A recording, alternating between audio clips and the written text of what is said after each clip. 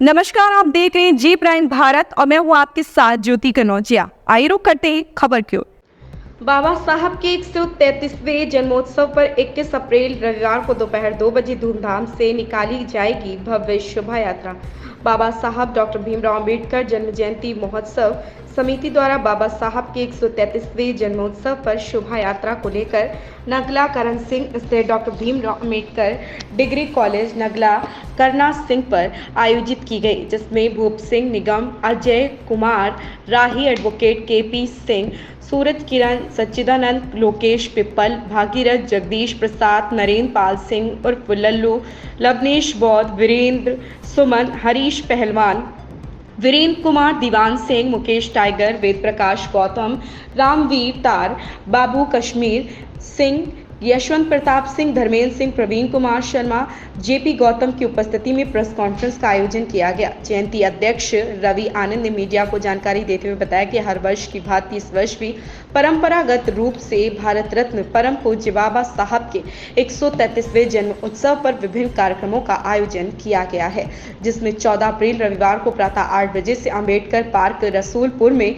माल्यार्पण एवं विचार गोष्ठी का आयोजन होगा। क्या वजह है? देखिए मित्रों, क्षत्रिय महासभा ही नहीं बल्कि क्षत्रिय समाज का प्रत्येक व्यक्ति पूरे देश में 100% भारतीय जनता पार्टी के साथ पूरी ताकत से खड़ा है। तो क्षत्रिय समाज भारतीय जनता पार्टी से ये अपेक्षा करता है कि क्षत्रियों के सम्मान और स्वाभिमान की रक्षा करने का दायित्व भी भारतीय जनता पार्टी निभाए, लेकिन ऐसा नहीं हो रहा। हम बात करें अपने ब्रज प्रदेश और पश्चिमी उत्तर प्रदेश की, पूरे क्षेत्र में मात्र 2 सीटें ठाकुरों को दी गई हैं, एक मैनपुरी और एक मुरादाबाद।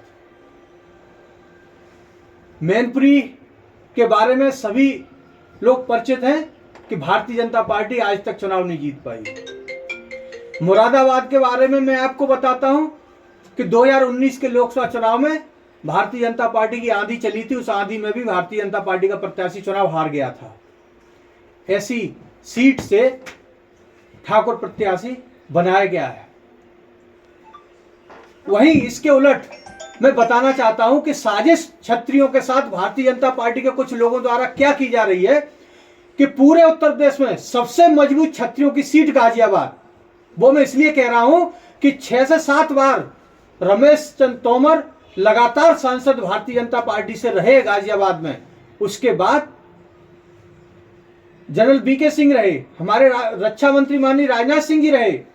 मतलब पिछले 30 वर्षों से लगातार क्षत्रिय समाज का व्यक्ति प्रतिनिधित्व गाजियाबाद लोकसभा से कर रहा है, लेकिन इसके बावजूद इस चुनाव में क्षत्रिय समाज के डॉक्टर बीके सिंह की टिकट काट दी गई।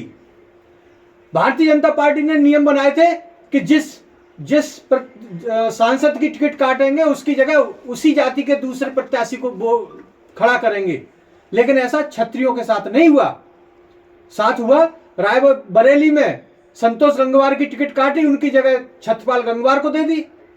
रीता बहुगुणा जोशी जी की इलाहाबाद में टिकट काटी, उनकी जगह केसरीनाथ त्रिपाठी जी के बेटे को दे दी गई। ठीक है, तो ये पैटर्न क्षत्रियों के साथ लागू आखिर क्यों नहीं होता है?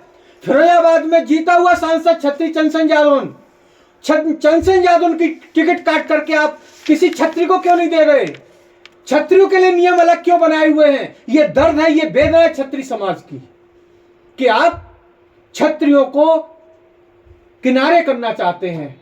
वो क्षत्रिय समाज जो आंखें बंद करके पूरे देश में भारतीय जनता पार्टी को मजबूत करने का कार्य कर रहा है। क्षत्रियों ने भी राष्ट्र की मजबूती के लिए संघर्ष किया है। भारतीय जनता पार्टी अगर राष्ट्रवाद की बात करती है तो क्षत्रिय समाज भी राष्ट्रवाद में किसी से पीछे नहीं है। अध्यक्ष जी, आज प्रेस वार्ता रखी गई, इसका क्या मुख्य उद्देश्य है? आज की जो प्रेस वार्ता है वो आगामी 21 तारीख को परम पूज्य बाबा साहब डॉक्टर भीमराव अंबेडकर जी की शोभा यात्रा के संदर्भ में ये प्रेस वार्ता बुलाई गई है।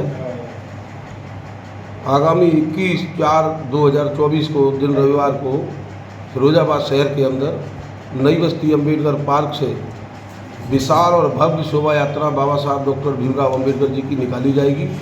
जैसे कि परंपरागत तरीके से पिछले कई दशकों से फिरोजाबाद शहर में बाबा साहब की शोभा यात्रा निकाली जाती है। उसी कड़ी में 14 अप्रैल दिन रविवार को अम्बेडकर पार्क रसूलपुर में प्रातः 8 बजे से विचार गोष्ठी एवं माल्यार्पण का कार्यक्रम भी रखा गया है, जो हर वर्ष रखा जाता है। इस बार शोभा यात्रा में विभिन्न झांकियों के साथ साथ आकर्षण का केंद्र के लिए ऊंट गाड़ियां हैं, ऊंट हैं, घोड़े हैं और कई एक अखाड़े हैं जो आकर्षण का केंद्र रहेंगे। पूरी कमेटी पिछले 20 दिन से निरंतर मेहनत करके हम इस कार्यक्रम को सफल बनाने में समस्त मीडिया बंधुओं का भी धन्यवाद देते हैं। आपका भी बहुत सहयोग रहा। इसका समापन कहाँ होगा? इसका समापन नई बस्ती अम्बेडकर धर्मशाला से प्रारंभ होकर सेंट्रल चौराया, सदर बाजार, रसूलपुर, वहाँ से मुड़ने के बाद आगाशा की मस्जिद, सर्कुलर रोड, मोहम्मदपुर, दुली मोहल्ला होते हुए पुराना डाकखाना चौराहा और पुराना डाकखाना चौराहा से रामलीला होते हुए कोटला चुंगी और कोटला चुंगी से नगला मिर्जा, सैलई, ठारकूटा चौराहा, रेपरा रोड होते हुए पुनः कोटला चुंगी पर आएगी। उसके बाद नगला करण सिंह गली नंबर 5 अम्बेडकर डिग्री कॉलेज में शोभा यात्रा सभा के रूप में परिवर्तित हो जाएगी और जहां इसका समापन होगा अम्बेडकर डिग्री कॉलेज में, वहां तमाम समस्त अम्बेडकर बंधुओं का, अम्बेडकर अनुयायियों का, अतिथियों का माल्यार्पण करके स्वागत किया जाएगा। इसमें कितनी झांकियाँ रहेंगी? इस बार झांकियों की लगभग 5 दर्जन झांकियाँ होंगी और प्रयास ये रहेगा, क्योंकि चुनाव का समय चल रहा है, आचार संहिता लगी हुई है, उसकी गाइडलाइन का भी पालन करना है। तो प्रयास ये है कि अधिक से अधिक झांकियाँ इसमें इस बार उम्मीद है 5 दर्जन से ज़्यादा झांकियाँ शामिल होंगी। इस खबर में बस इतना ही। बने रहें जे प्राइम भारत के साथ।